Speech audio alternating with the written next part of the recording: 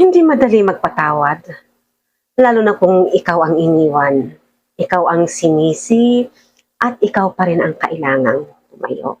Hi everyone! Welcome to Marisol Templo Talks. This channel is all about real talk, current events, and everyday life, grounded in faith, family, and truth. Dito, open po tayong pag-usapan ang mga isyung may kabuluhan at makakatulong sa paghilom, pagbangon, at paglago natin sa totoong buhay.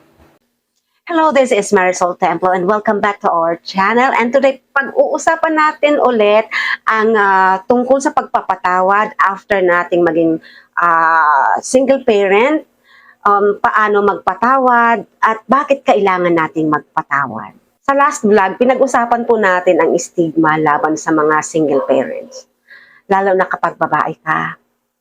Ngayon, haharapin natin ang mas mabigat o pag-uusapan natin ang mas mabigat na tanong. Paano ka gagaling kung may sugat ka pa? At bakit sinasabi ng iba na kailangan mong magpatawad? Real talk ito, hindi religious pressure, hindi pagbabanal-banalan, hindi ito toxic positivity. This is just reality. Totoong napakasakit na experience ang maging single parent. Totoong may sugat. Napakasakit talaga na pabayaan ka at iwanan ka at maging solo parent ka or single parent or single mom ka. Pero hindi ka galit lang. Sugatan ka. May nang iwan, may iniwan, may nagsalita laban sa'yo, may humusga na hindi alam ang buong kwento. At minsan ang mas masakit pa, alam niyo kung ano?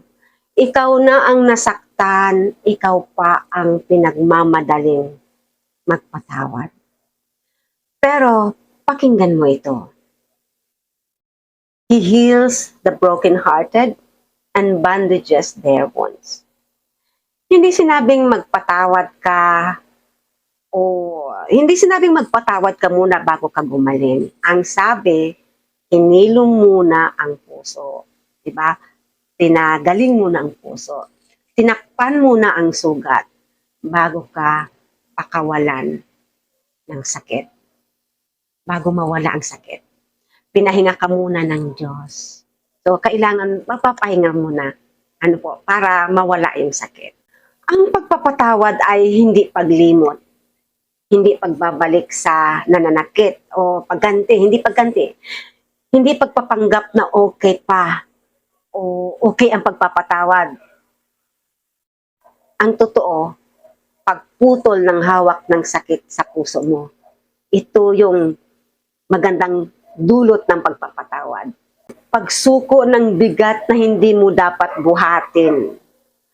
Pagpili ng kapayapaan kahit hindi ka binigyan ng closure.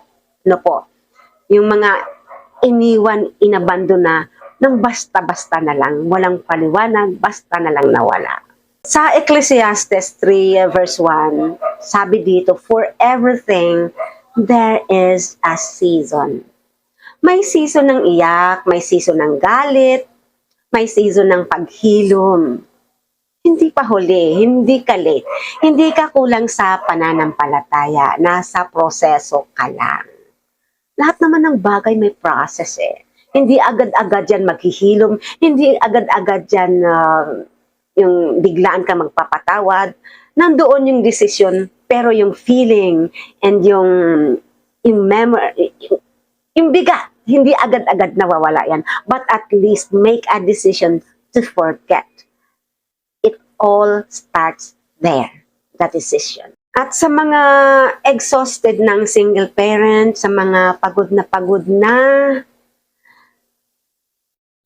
pakinggan nyo ito. Sabi ni Jesus, come to me all of you who are weary and carry heavy burdens, and I will give you rest. O diba ang sarap? Hindi ka tinatawag ng Diyos para mapagod lalo. Tinatawag ka niya para huminga muna. Diba? Rest, relax, release the pain. Di ba? Ganon yun eh. Pagpapatawad, part yan, papahinga ka muna. Kung single parent ka at babae ka, tandaan mo ito. Hindi mo obligasyong ayusin ang pagkasira ng ibang tao. Hindi mo kailangang magpatawad agad para patunayan lang na mabuti kang Kristiyano. It's a process, di ba? Ang Diyos mismo ang nag-aanyaya sa'yo na gumaling muna, di ba? Maghilo muna. Kasi hindi natin pwedeng dayain ang mga sarili natin eh. Talagang, it takes time. Lahat ng sugat, it takes time to heal. Ang pagpapatawad ay darating, pero ang paghilom ang inuuna ng Diyos.